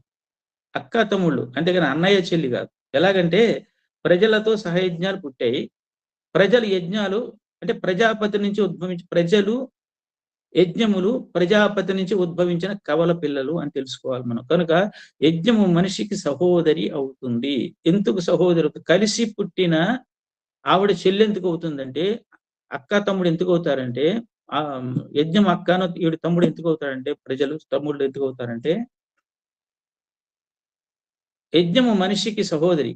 కలిసి పుట్టిన మార్గనిర్దేశం చేసే శక్తిని కలిగింది కనుక యజ్ఞాలను ఎలా బ్రతకరా, ఈ యజ్ఞం చేస్తే ఏ లాభం ఉంది, ఈ యజ్ఞాలు చేయడం వల్ల నువ్వు మోక్షాన్ని సాధించగలుగుతావు అని చెప్పేసి నీకు మార్గనిర్దేశం చేసే శక్తి కలిగాయి. కాబట్టి యజ్ఞాలు అవి నిర్దేశించి నేను గైడ్ చేసే పొజిషన్ లో ఉన్నాయి కాబట్టి అవి పెద్దవి అనమాట. అక్కడ వాళ్ళకి ఏమవుతుందంటే, అందుకని ప్రజల కన్నా యజ్ఞానికే మనం జ్యేష్ఠత్వము శ్రేష్ఠత్వంని ఆపాదించాలి. కాబట్టి అక్క చెప్పినట్లు తమ్ముడు వినాలి కదా, యజ్ఞం ఆదేశించినట్టు ప్రజలు ఆచరించాలి కదా. అప్పుడే వ్యక్తి ఔన్నత్యము, సమాజ అభ్యుదయం కూడా సాధ్యపడుతుంది అనమాట. అంటే ఇక్కడ చూడండి, యజ్ఞమైన సృష్టిలో మీకు అన్ని యజ్ఞభావంతోనే ఉన్నాయండి. మనిషి ఒక్కడే యజ్ఞభావంతో ఉండట్లేదు. సృష్టిలో అన్ని యజ్ఞభావంతోనే ఉన్నాయి. అంటే యజ్ఞభావాన్ని కొనసాగిస్తున్నాయి. కాకపోతే ఈ సృష్టి ఎప్పుడూ అంతరించిపోయేదండి. ఇప్పుడు యావత్ విశ్వాన్ని సూర్యుడు తన వెలుగుతో నింపుతున్నాడా లేదా? నదులు పరులు ఏమి చేస్తారని ఆశించకుండా ప్రవహిస్తున్నాయా లేదా? చెట్లు ఇతరులకు నీడనిస్తున్నాయి, పళ్ళునిస్తున్నాయా లేదా? ఫలపుష్పాదులు ఇస్తున్నాయా లేదా? ఇవన్నీ కూడా ఇది యజ్ఞ జీవనం అంటే. అవి ఏమి ఆశించట్లేదు మన దగ్గర. కాబట్టి ఈ విధంగా ప్రకృతిలో ఎక్కడ చూసినా యజ్ఞ రూపాలే, యజ్ఞ స్వరూపాలే మనకు కనపడుతుంటాయి అన్నమాట. కాబట్టి ఇప్పుడు ఈ వాతావరణంలో ఇంత గ్రీనరీ, ఇంత పచ్చదనం ఉందంటే ఎవరి వల్ల అవుతుందండి? వాటికి మనం చేస్తున్నాం పచ్చదనం. దీనికి బదిలీ ఏజెంట్లు, ట్రాన్స్ఫర్ ఏజెంట్స్ ఎలా ఉన్నాయంటే కీటకాలు, తేనెటీగలు, సీతాకోక చిలుకలు, పక్షులు, గాలి, నీరు, ఇన్ని రకంగా ఇప్పుడు పక్షులు ఏం చేస్తున్నాయంటే ఇక్కడ తిన్న విత్తనాన్ని తిన్నది ఎక్కడో రాలుస్తాయి. అక్కడ అటవలు పెరుగుతున్నాయి అన్నమాట. ఇలాగూ వాయువు కూడా ఇక్కడి నుంచి విత్తనాలు చిన్న చిన్న దూది లాంటి దాంట్లోంచి విత్తనాలను ఇలా వాయువు కూడా ప్రసరించినప్పుడు వాయువు ద్వారా ఎక్కడికో తీసుకెళ్ళిపోతాయి. ఇలా వృక్ష సంతతి పెరుగుతుంది. అలాగే పోలినేషన్ అంటారు. అంటే ఫలదీకరణ. ఈ గాలి ఏం చేస్తుందంటే పువ్వు యొక్క మగ భాగము నుండి పుప్పొడి రేణువులు ఉంటాయి కదా! అవి ఆడ పువ్వులోని కీలాగ్రానికి చేరతాయన్నమాట. ఈ ప్రక్రియ దీనివల్ల విత్తనాలు మొక్కలు అవుతాయన్నమాట. గాలి ఏం చేస్తుంది మనకి? పువ్వు యొక్క మగ భాగం నుండి పుప్పొడి రేణువులు తీసుకొని వెళ్లి ఆడ పువ్వులోని కీలాగ్రం ఆడ పువ్వులో ఉంటది కేసరం దానికి తీసుకెళ్ళి అక్కడ వదులుతుంటే ఈ గాలి ద్వారా అక్కడికి వెళ్ళడం వల్ల విత్తనం మొక్క అవుతుంది. అది ఈ విధంగా ఏంటంటే అడవులు పెరుగుతున్నాయి, వృక్ష సంపద పెరుగుతుందన్నమాట. కాబట్టి ఈ విధంగా ఏంటంటే సృష్టిలో ప్రతి ఒక్కడు ప్రకృతి అంతా యజ్ఞ స్వరూపాలే, ప్రకృతి అంతా యజ్ఞభావంతోనే ఉందన్నమాట. కాబట్టి యజ్ఞముల ద్వారా దేవతలు తృప్తి చెందుతారు. అంటే యజ్ఞములు చేయడం వల్ల ఏమవుతుందంటే మనకి దేవతలు తృప్తి చెందుతారన్నమాట. అంటే యజ్ఞములు దేవతలు మనకి ఎన్నో ఇస్తున్నారు. అది మనం ఇప్పుడు తెలుసుకుంటాం మనం. ఇష్టాన్ భోగాన్ హి దేవా దాస్యంతే యజ్ఞభావితాః తైర్దత్తాన ప్రథాయేభ్యో యో భుంక్తే స్తేన ఏవశ. అంటే మనుజుడు చేయు యజ్ఞములచే సంతోషించిన దేవతలు ఇప్పుడు చూడండి, మనం ఈ చెప్పిన యజ్ఞాలన్నీ మనం ఆచరించడం వల్ల దేవతలు వారికి ఇష్టమైన భోగాలను ఇస్తారంట. అంటే అట్లు వారిచే ఇవ్వబడిన ఆ భోగ్య వస్తువులను తిరిగి వారికి సమర్పింపకనే ఎవడు అనుభవించునో అతడు దొంగయే అగును. ఇక్కడ బ్రహ్మార్పణం, రామార్పణం, కృష్ణార్పణం అని ఇక్కడే వస్తుంది మనకనమాట. అంటే ఏంటంటే ముముక్షులు ఏం చేయాలంటే మనము తమకున్నంతలో ఏదియో కొంత పదార్థము కనీసం ఒక కవళమైనను భూతకోట్లకు ప్రసాదించుచు తాను అనుభవించు దానిని బ్రహ్మార్పణం లేక కృష్ణార్పణం లేక రామార్పణం చేసి తదుపరి అనుభవించవలెను. ఇక నెక్స్ట్ శ్లోకంలో కూడా చాలా బాగా చెప్తారు దాన్ని. కాబట్టి ఈ విధంగా ఈశ్వరార్పణ బుద్ధి, భక్తి భావన, పరోపకార దృష్టి అలవర్చుకోవాలి మనము. అంటే ఇప్పుడు పండుగ బట్టలు కొంటాం మనం. ఈ నార్తాంధ్ర అయితే మూల పెట్టామండి బట్టలు కొన్ని మూల పెట్టాం దేవుడికి అంటారు. అంటే ఇక్కడ ఏంటంటే ఇవన్నీ భగవత్ ప్రసాదాలే నాకు. అంటే యజమానిత్వ భావాన్ని పోగొట్టుకోవడానికి చేసే పనులు. అన్నీ నీవే స్వామి అని చెప్పేసి. కాబట్టి అన్నం కూడా అంతే కదండీ. అన్నం ఎందుకు మనం నివేదన చేయాలి? అన్నము భోగ్య వస్తువు మనకి. కాబట్టి ఈ అన్నం మనం ఎందుకు మనము ఒక ముద్ద పక్కన తీసి పెడుతుంటాం అంటే మనము పరమాత్మయ్య వర్షాలను కురిపించి సస్యములోని జీవశక్తిని ప్రొద్దోపింపజేసి ధాన్యమును సృష్టించారు. కాబట్టి కావున దాని మూల్యం అనగా కృతజ్ఞతా భావంతో మన అన్నాన్ని భగవంతునకు నివేదించవలెను కృతజ్ఞతాపూర్వకముగా. కాబట్టి ఏదైనా ప్రతిదీ కూడా మనకి భగవత్ ప్రసాదమే. కాబట్టి 13 అధ్యాయములు చక్కగా చెప్తున్నాడు. ఇక్కడ 2 శ్లోకాలు ఉన్నాయి, అయిపోతుంది మనకి.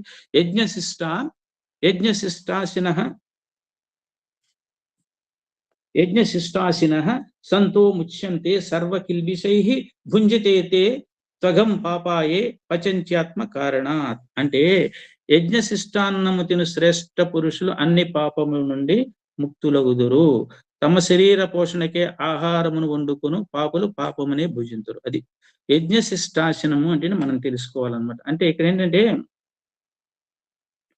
భగవదారాధన రూపంలో యజ్ఞాలు చేస్తుంటాం కదా. అన్నాదులను భగవంతునికి అర్పణ చేసి లేక భగవత్ స్వరూపులకు ప్రాణికోట్లకు కొంత భాగమును సమర్పించి మిగిలిన పదార్థమును భుజించేవాడు సమస్త పాపముల నుండి విముక్తుడవుతాడు. అది ఇక్కడ యజ్ఞశిష్టాసనం. యజ్ఞ కర్మలు చేసిన తర్వాత దాని ఇతరులతో పంచుకున్న తర్వాత మనకి ప్రాణికోట్లకు గాని ఎవరికైనా కానీ భగవత్ స్వరూపులైన ప్రాణికోట్లకు గాని మనం బ్రహ్మార్పణం, కృష్ణార్పణం, రామార్పణం అన్న తర్వాత మిగిలిన దాన్ని తినడం అంటే మిగిలిన తినడం కాదు, ఆ కార్యక్రమాలన్నీ చేసిన తర్వాత నువ్వు భోజనానికి ఉపక్రమిస్తే అది యజ్ఞశిష్టాసనం అవుతుందన్నమాట. అంటే మీకు ఈశావాస్యోపనిషత్తులో ఉంటుందన్నమాట. ఓం ఈశావాస్యమిదం సర్వం యత్కించ జగచ్చం జగత్ తేన శక్తేన భుంజీధ మాగృధ కశ్య స్విద్దనం అని. అంటే ఈ భూమిపై కదిలే ప్రతిదీ కూడా భగవంతుని చేత ఆవరించబడింది. ఈ భూమి చేత అంటే సర్వవ్యాపి భగవంతుడు. ఏదైనా సరే భగవంతుని సుత్తే. ఇదంతా కూడా మనం కూడా భగవంతుని సుత్తే. భగవంతుని భూభాగంలో మనం ఉన్న భగవంతుని కిందే మనం. అయితే త్యాగము ద్వారా అనువదించు. అది ఇక్కడ చెప్పింది అంటే ముఖ్యమైన హైలైట్ ఏంటంటే ఇది యజ్ఞము. త్యాగము ద్వారా అనుభవించడం అంటే నీకున్న దాన్ని కొంత దానం చేసి భగవదార్పణ అంటావో లేకపోతే ప్రాణికోట్లకు త్యాగం చేస్తావో లేదా అన్నార్థులకు ఆహారం పెడతావు, ఏదైనా చేసి అప్పుడు నువ్వేంటంటే త్యాగము ద్వారా అనుభవించు. అంటే నువ్వు కొంత త్యాగం చేసి ఏది శాశ్వతం అనుకోకు. నువ్వు మా గృధ కశ్య సిద్ధనం, ఏది నీది అనుకోకు. ఇదంతా భగవంతుడిదే. నీకు ఇచ్చిన దాంట్లో కొంత నువ్వు షేరింగ్ అండ్ కేరింగ్ పెట్టుకొని మనం భగవంతుడికి నివేదింపక పరప్రాణికి ఒక ఇంతైను పెట్టక పంచభక్ష పరమాన్నములను ఆరగించడంతో అవి విషం తిన్నట్లే అవుతాయి అని చెప్పేసి గీతాచార్యుడు మనకు చెప్తున్నాడు. మనకి పంచశూనాలు ఉన్నాయి. పంచశూనాలు అంటే పంచ పాపాలు అనమాట. ఇవి పోయినప్పుడు, నూరునప్పుడు, విసురునప్పుడు, గూడ్చునప్పుడు, వండునప్పుడు ఇవన్నీ మనకు తెలిసిందే. మీరు సీలింగ్ అండ్ డిజైర్స్ ఇక్కడ చదివే ఉంటారు. అవి ఏంటంటే దేవయజ్ఞం. మరి దైవ రుణం మనం తీర్చుకోవాలి కదండి. వేదాధ్యయనము, దేవతార్చన, జపహోమాదులు మొదలైనవి చేయాలి కృతజ్ఞతాపూర్వకంగా. పితృయజ్ఞము, మరి మనం ఎంత పెంచి పెద్ద చేసినా పితృదేవతలు సంతోషపెట్టే కార్యక్రమాలు చేయాలి కదా. మొన్నే మహాలయ అమావాస్య ఉంది, అందరూ కూడా పెద్దలకు పెట్టారనమాట. కాబట్టి శ్రాద్ధ తర్పణాలు పితృయజ్ఞాల కింద వస్తాయి. అంటే పితృ రుణము, దేవ రుణం తీర్చుకోవాలి మనం. ఈ ఋషి యజ్ఞం ఇప్పుడు మనం చేసేది, ప్రస్తుతం మనం చేసేది కూడా అదే అన్నమాట. ఋషి యజ్ఞము అంటే ఏంటంటే ఋషులు ప్రసాదించిన జ్ఞానం వలన మనం అభ్యుదయము, నిశ్రేయస్సులను సాధిస్తున్నాం. కాబట్టి అట్టి ఋషుల యొక్క రుణాన్ని తీర్చుకునే ప్రయత్నం, నా బిడ్డ ఎలా బతుకుతాడో అని చెప్పేసి చక్కని ధార్మిక గ్రంథాలు అందించారు ఋషులు. నా బిడ్డ ఎలా బ్రతుకుతాడో అని చెప్పేసి చక్కని మార్గంలో పయనించాలని చెప్పి కొన్ని దైవీ గ్రంథాలు, గీత లాంటివి కూడా మనకు ధార్మిక గ్రంథాలు, దైవీ గ్రంథాలు మనకు అందించడం జరిగింది. కాబట్టి అందులో మనకు మార్గనిర్దేశం జరిగింది. కాబట్టి అందులో చెప్పిన కార్యక్రమాల ప్రకారంగా మనం ఆచరించి మన జీవితాన్ని సద్వినియోగం చేసుకుంటే అది ఋషి యజ్ఞం అవుతుంది. అంతేగాని చదవడం, ఇంకోటి చెప్పడం అది ఋషి యజ్ఞము కాదు. కాబట్టి మనుష్య యజ్ఞము అంటే ఈ సమాజం రుణం ఎంతో మనం బ్రతుకున్నాం. ఇప్పుడు నేను కంఫర్టబుల్ గా చెప్తున్నా అంటే ఈ ఫోన్ ఇన్వెంట్ చేసినప్పుడు ఒకడు ట్యూబ్ లైట్ ఒకటి కనిపెట్టాడు, ఫ్యాన్ ఒకటి కనిపెట్టాడు. ఎంత కంఫర్ట్స్ ఉంటే నేను ఇక్కడ మాట్లాడుతున్నా, మీరు అక్కడ వింటున్నారు. ఇన్ని సౌకర్యాలు మనకు ఈవెన్ టంగ్ క్లీనర్ కాడి నుంచి మనకి ప్రతి ఒక్కరి కూడా ఇంకొకటి మేధస్సు చేత వచ్చిందే. కాబట్టి మనం ఏమి ఇస్తున్నాం ఇంటర్ సొసైటీకి అనేది ఆలోచించుకుని మనుష్య రుణం కూడా మనం తీర్చుకోవాలి. అంటే పరులు చేసిన ఉపకారాలు మనం ఇంత చక్కని జీవితాన్ని మనం పెట్టుకుంటున్నాం కదా. కాబట్టి మనము సమాజ రుణం కూడా మనం తీర్చుకోవాలి. అంటే అతిథి అభ్యాగతులకు మనం ఆదరించాలన్నమాట. అంటే అతిథి అభ్యాగతులను సత్కరించడము, మానవీయులను సన్మానించడము, అంటే జ్ఞానులను సన్మానించడము. ఈ విధంగా ఏంటంటే ఇప్పుడు మనము ఋషి రుణం అంటే నాకు గుర్తొచ్చింది. దేవాలయాలకు పోయినప్పుడు ప్రవర చెబుతారు, నేను భారద్వాజ ఋషి గోత్రశ్య అయినట్టుగా. మరి ఆ ఋషులు చెప్పింది మనం పాటిస్తున్నామండి మనం. ప్రవర అనగానే ఏంటంటే వంశ వృక్షం గురించి చెప్తున్నాం అన్నమాట మనం. అంటే వంశ మూల పురుషుడు, మేము పలానా గోత్రం అండి, పలానా భారద్వాజ ఋషి గోత్రస్య ఏదో చెప్తున్నాం. అంటే ప్రవర చెప్తున్నామంటే ఆయన గౌరవం కూడా మనం నిలపాల్సిన బాధ్యత ఉంది. చూస్తుంటే మనం ఎలా వెనక్కి వెళితే మానవ సంతతి అంతా ఋషి సంతతే, అందులో అనుమానం లేదు. కానీ ప్రవర చెప్పడం లేదంటే ప్రవర చెప్పినప్పుడు అంత మనం శ్రద్ధగా ఉండాలన్నమాట. ఇప్పటి అతిథి అభ్యాగతులు, అతిథి అంటే ఏంటంటే అన్ఇన్వైటెడ్ ఆర్ అన్ఎక్స్పెక్టెడ్ గెస్ట్ అనమాట. వాడు సడన్ గా వచ్చేస్తాడు అతిథి, అంటే తిథి వారాలు లేకుండా వస్తాడంట. అటువంటి అతిథులను కూడా మనం సత్కరించాలి. అభ్యాగతులు అంటే ఇన్వైటెడ్ గెస్ట్, అన్ఇన్వైటెడ్ గెస్ట్ అతిథి అయితే, అభ్యాగతులు అంటే ఇన్వైటెడ్ గెస్ట్ అనమాట. కాబట్టి ఈ విధంగా మనం మనుష్య యజ్ఞం కూడా చేయాలి. అలాగే భూత యజ్ఞం చేయాలి. భూత యజ్ఞం పశుపక్ష్యాదులకి ఎన్నో విధాలుగా మానవ జీవనాన్ని సహకరిస్తున్నాయి. కాబట్టి వాటిని తృప్తిపరచడం కూడా మన యొక్క విధం. ఈ విధంగా మన పంచ యజ్ఞ విధులను మనము సమర్పిస్తూ యజ్ఞ శేషాన్ని, పంచ యజ్ఞాలను మనం చేస్తూ ఆ శేష ప్రసాదాన్ని మనం శేషాన్ని మిగిలిన దాన్ని ప్రసాదంగా స్వీకరిస్తే దానికి ఏమవుతుందంటే మనం ప్రమాదాకృత హింసాది జన్యములైన పంచశూనాది దోషముల నుండి మానవుడు విముక్తుడవుతాడు. అందుకే చూడండి, చాలా మంది పెద్దలు భోజనం చేసేటప్పుడు కనీసం ఎవరూ లేదా అతిథి అభ్యాగత లేకపోయినా సరే ఇంట్లో చిన్నపిల్లడు కానీ చిన్న ముద్ద పెట్టి తింటారనమాట. ఇవన్నీ కూడా శాస్త్రం ఇంత చక్కగా మనకి నిర్దేశించింది. ఆఖరిగా ఒక శ్లోకం ఏంటంటే 14-15 శ్లోకాలు సంక్షిప్తంగా మనం తెలుసుకుందాం. అసలు మనం ఎక్కడి నుంచి వచ్చాం, మన ఆరిజిన్ ఏంటి, అసలు భగవంతుడు ఉన్నాడు అనే దానికి రుజువు ఈ 2 శ్లోకాలు అనమాట. అన్నాద్భవంతి భూతాని పర్జన్యాదన్న సంభవ, యజ్ఞాద్భవతి పర్జన్యో యజ్ఞ కర్మ సముద్భవ. కర్మ బ్రహ్మోద్భవం విద్ధి బ్రహ్మాక్షర సముద్భవం, కర్మ బ్రహ్మోద్భవం విద్ధి బ్రహ్మాక్షర సముద్భవం, తస్మాత్ సర్వగతం బ్రహ్మ నిత్యం యజ్ఞే ప్రతిష్ఠితం. అంటే ఇది చూడండి, మీకు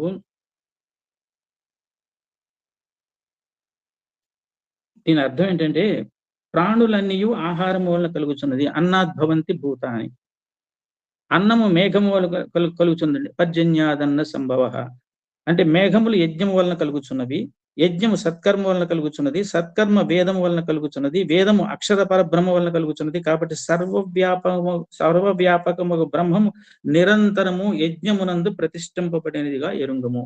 ఇది వ్యాఖ్యానం. అంటే ఇక్కడ ఏంటంటే అసలు అన్నోత్పత్తి ఎలా జరుగుతుంది అంటే, ప్రాణులు ఎక్కడి నుంచి వస్తున్నాయి, మనిషి ఎక్కడి నుంచి పుడుతున్నాడు, అన్నం వలన పుడుతున్నాడు ప్రాణి. ఈ అన్నం ఎక్కడి నుంచి వస్తుంది, మేఘాల వల్ల వస్తుంది. మేఘాలు వర్షిస్తేనే వర్షాలు పడుతున్నాయి. వర్షాలు ఎక్కడి నుంచి వస్తున్నాయి? మేఘం వలన వస్తున్నాయి. మేఘాలు ఎలా ఫార్మ్ అవుతున్నాయి? యజ్ఞాలు చేయడం వల్ల మేఘాలు ఫార్మ్ అవుతున్నాయి. మరి యజ్ఞాలు ఎక్కడి నుంచి వస్తున్నాయి? సత్కర్మలు. యజ్ఞాలంటే సత్కర్మలే కదా!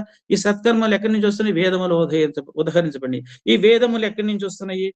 పరమాత్మ నుంచి ఉద్భవిస్తున్నాయి. అంటే పరమాత్మ నుంచి వేదముల నుంచి యజ్ఞం అనబడే సత్కర్మల వల్ల మనం యజ్ఞాలు చేయడం వల్ల మేఘాల వలన వర్షాల వల్ల సస్యాలు, పంటలు పడడం వల్ల అన్నం వల్ల ప్రాణోత్పత్తి జరుగుతుంది. అంటే లింక్ పెట్టుకుంటే ఎక్కడంటే ప్రాణులు ఎక్కడి నుంచి ఉత్పత్తి అవుతున్నాయి అంటే పరమాత్మ నుంచి. మనందరం కూడా part and parcel of God కాదు, మనందరం కూడా భగవంతుని నుంచి ఉద్భవించిన సంతతి మనం.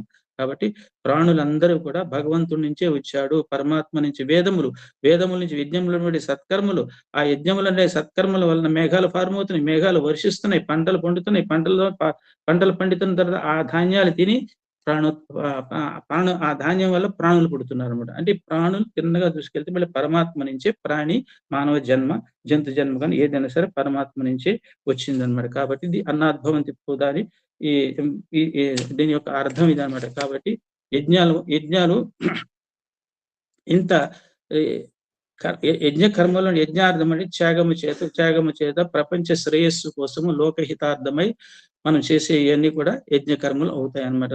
అంటే ఫలాపేక్ష రహితముగా లోకహితంగా చేసేవి అన్నమాట.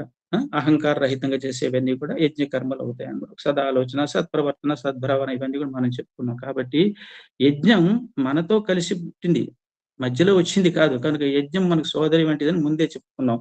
ఎందుకంటే మనకు ఒక తండ్రికి కొడుకు ఏం చేస్తాడంటే ప్రజలతో పాటు యజ్ఞాలను ఎందుకు సృష్టించాడు ప్రజాపతి అంటే, తండ్రి తన బిడ్డలకు వ్యాపార నిమిత్తం కొంత డబ్బు ఇచ్చి వ్యాపారం చేసుకోరు నాయన అన్నట్లుగానే సుఖ జీవనానికి, పురుషార్థ సాధనకి బ్రహ్మదేవుడు మనకి యజ్ఞాలని పెట్టుబడిగా మనకి ఇచ్చారు. కాబట్టి యజ్ఞ కర్మలన్నీ కూడా చక్కగా మనం ఆచారం ప్రకారంగా మనం చేయాలి. కాబట్టి దేవతలను మానవులను అనుసంధానం చేసేది యజ్ఞకర్మ. చూడండి, దేవతలని మానవుల్ని అనుసంధానం చేసేది యజ్ఞకర్మ.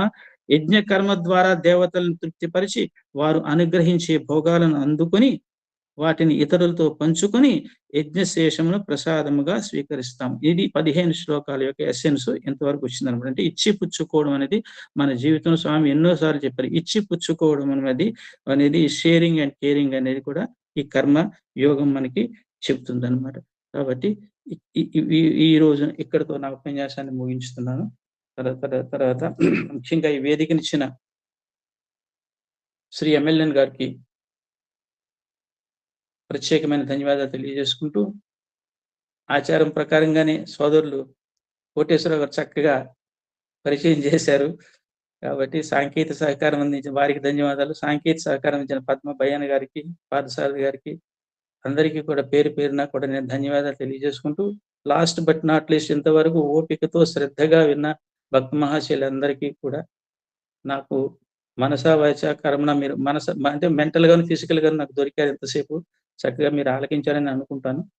వచ్చే క్లాసులో మిగిలిన శ్లోకాలు చదువుకుంటాం అనమాట. కాబట్టి శ్రీ ఎమ్మెల్యేన్ గారి ఆదేశం ప్రకారంగా వరంగా ఆదేశమే ఎలాగంటే మీరేమో తొందరపడద్దు, 2 శ్లోకాలైనా చాలు, 10 శ్లోకాలు అయితే మీ ఇష్టం వచ్చినట్లు వెళ్ళండి అన్నారు. కాబట్టి నేను చాలా తాపీగానే వెళుతున్నాను. విషయం మీకు బోధపడి. అవును బ్రదర్, చిన్న విషయం ఏంటంటే మీకు ఇప్పుడు మేము 3.5 years అయింది. సారు 7వ అనువాకం కంప్లీట్ చేశారు. ఇంకా 8, 9, 10, 11 Chamakam. Who knows how many days it will take, how many weeks it will take.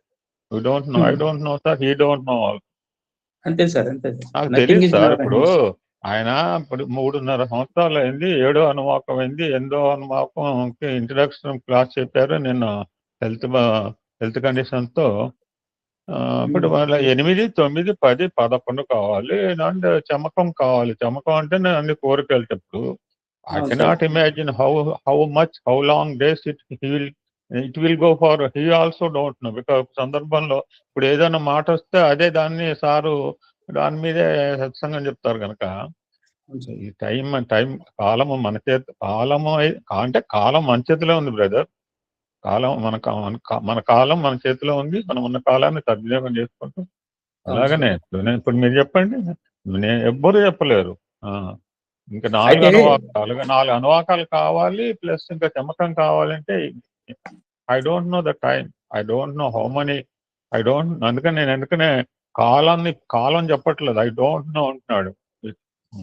అలానే మీరు కూడా మీకు యూఆర్ బోత్ టూ ఐస్. రుద్రము అండ్ గీత అనేది రెండు కూడా భగవద్గీతలో వేదం రెండు కూడా ఒక సందర్భంలో చెప్పినవే. లాగా రెండు two wings of a bird. మేమంతా పక్షులము, మీరు సారు రుద్రం ఒక వింగ్, మీరు ఒక వింగ్ బ్రదర్. అదే సార్, ఇప్పుడు ఎలా ఉంటుందంటే ప్రతి శ్లోకాన్ని ముందు నేను డైజెస్ట్ చేసుకుంటే then I will be a better position to explain it అనమాట. అందుకు చాలా కొంచెం దీని వెనకాల అంటే అనకూడదు, I'm not boosting myself. ఆయనైనా బిఎస్ శాస్త్రి గారైనా నేనే ఎవరైనా సరే దీనికి ఎట్లా విశేషమైన కృషి చేయాలన్నమాట, ఇంజెక్ట్ చేయాలంటే డివోటీస్ మైండ్ లోకి. అది సాయిరామ్. అలవాటు ప్రకారంగా ఒక భజన పాట పాడేసి మళ్ళీ కోటేశ్వర గారు మిత్రులు అడగకుండా అని ఒక పాట పాడేసి నేను క్లోజ్ చేసేస్తాను. శ్రీమధుసూదనం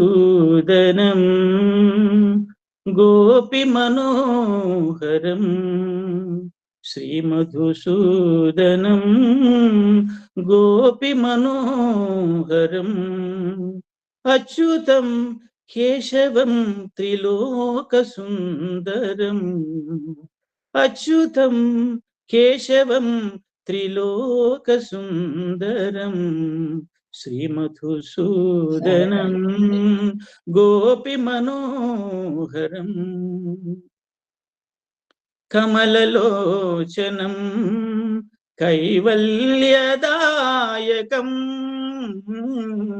కమలలోచనం కైవల్యదాయకం, శ్రీధరం మాధవం మోక్షదాయకం, శ్రీధరం మాధవం మోక్షదాయకం, శ్రీమధుసూదనం గోపి మనోహరం, అచ్యుతం కేశవం త్రిలోక సుందరం, శ్రీమధుసూదనం గోపి మనోహరం, కమలలోచనం కైవల్యదాయకం, కమలలోచనం కైవల్యదాయకం, శ్రీధరం మాధవం మోక్షదాయకం,